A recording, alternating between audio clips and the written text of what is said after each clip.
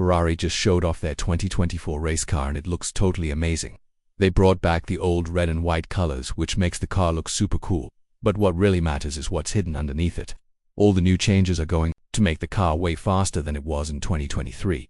With this happening, could we see Ferrari fighting against Red Bull way more often in 2024? And more importantly, what are the new changes on both the wind-cutting parts and the machine parts?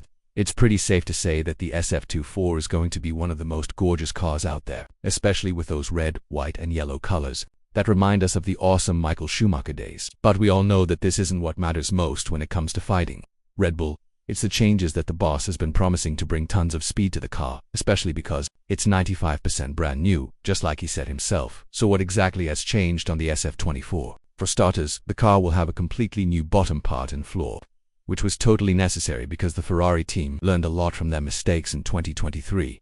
All of the upgrades they brought didn't work because the main structure of the SF-23 bottom part and floor didn't let the car use these upgrades properly. This meant that the team had to give up a lot of the downward pushing force just to make the car stable.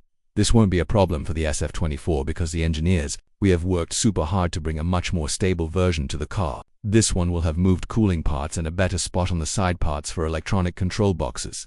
Besides this, the car will now have a bigger section of the channel that grows between the floor and the side parts, bringing better airflow and quality towards the back of the car. There will also be a second change that's all about the gearbox of the car, and this is basically the one that will make this part of the car 40mm skinnier in width, 20mm from each side, along with the redesigned pull rod back axle being put on the 2024 car as well. Another really important part that's been added to the SF-24 is the middle section of the floor, which now stretches into the center of the diffuser, making it way skinnier compared to the 2023 car. What this will let both drivers do is get more airflow, not only in how well it pulls air out, but also in how well the rear wing works, especially at the lower level or the beam wing. This is super important for the special air channels as well, because with the lower part of the SF-23 not being able to get performance from its own design problems, it also meant that the team couldn't develop the special air channels of the car. But by not improving in this wind-cutting area, not only did the car miss out on developing the most important part that gave Red Bull their dominance in the past couple of years, but Ferrari also missed out on getting better downward pushing force values by making the diffuser work better. Talking about the nose, we should mention that Ferrari will copy ideas from their customer Team Haas and will introduce a step-by-step update of this part. On the other hand, the front wing will probably stay the same, but the fact that Haas has given enough information for Ferrari from Austin onward in 2023 shows how important it is to have customer companies that can test certain parts and prove whether or not they'll make the car cut through air better. This was also a part that was rebuilt in the MR2 which is Aston Martin's car. So it's obvious that Red Bull's rivals are following a similar development path in trying to beat down the Austrian team before 2026. This is a part that Ferrari was looking at a lot in Red Bull, and testing it more on Haas in Austin and Las Vegas has given them enough information to apply better improvements to the SF-24 for the upcoming season. If we're going to see a more efficient front wing of the car, then we're going to be expecting way better wind balance, which was again one of the most painful parts that Ferrari was dealing with in the previous seasons and was limited by the updates not working because of the car's design itself. One huge problem that Ferrari had to tackle throughout the 2023 season, as I already hinted at earlier in this story, is the ride heights. More precisely, the team had to give up a lot of downward pushing force by not using lower ride heights, as they weren't good enough because of the car's shakiness when being put very low to the ground. This is why Ferrari has put in a solution that's all about the geometry of the suspension, and this is where they learned the most. Staying loyal to the front pull rod and rear push rod set up and using the relative positioning of various parts around the suspension at the front suspension. We will see the upper triangle being characterized by a strong lean of the arms, guaranteeing a strong anti-dive or anti-squatting effect on the front end. This high lean of the arms will have an increased wind value by increasing the downwash of the airflow directed towards the channel between the side parts and the floor. All of these features have already been put on Red Bull's car in 2023, so it's not like Ferrari invented something on their own. It's just the fact that they've now managed to build a philosophy and design around what Red Bull set as a standard, and are hoping that it will work wonders for them in the 2024 season.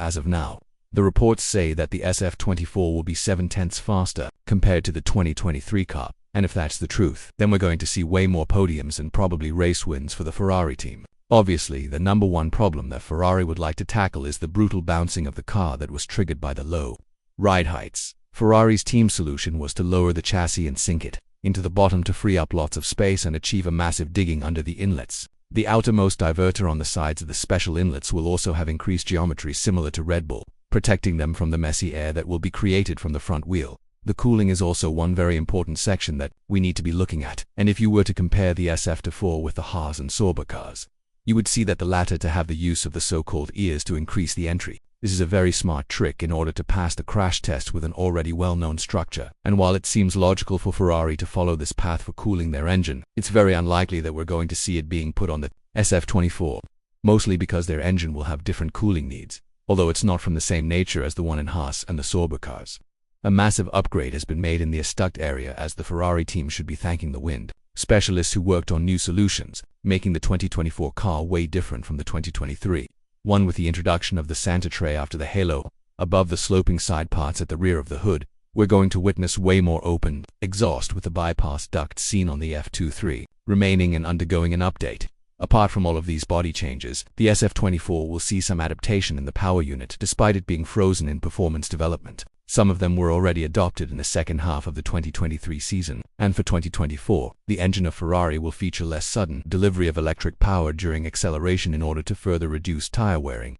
This is the the goal that Ferrari will have for the upcoming season, as it was obvious that the one-lap performance is not something they're lacking, but the overall race pace and the preservation of the tires were processes that the Ferrari team was not able to accomplish to the fullest. That is why when Leclerc won pole positions, he was not able to convert them into race wins, as the RB19 has swiftly gone through in the first couple of laps, a mission that both Leclerc and Sainz will have an easier time accomplishing in 2024. When talking about the entire SF-24 project, the boss was very happy to announce the goals of Ferrari in the 2024 season, adding, "Revolution. I don't know if it's the right word because we have the same regulations now. 3 years in a row that you can't massively change the situation again. It's a matter of tenths of seconds. I mean, it's all 0.1 or 0.2% performance that we're looking for. It's not 5, for sure. We have to take a step. I don't underestimate the step. We're changing 95% of the components of the car. Perhaps you can consider that it's a revolution."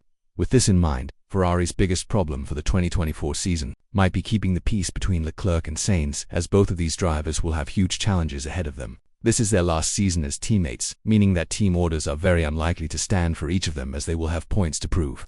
Sainz will need to show the rest of the grid what kind of material he's made from, while Leclerc will have to prove that he's not afraid of Hamilton's challenge that's coming his way, proving that he still is the alpha male that needs to be beaten. Do you think that Ferrari will be highly competitive in 2024?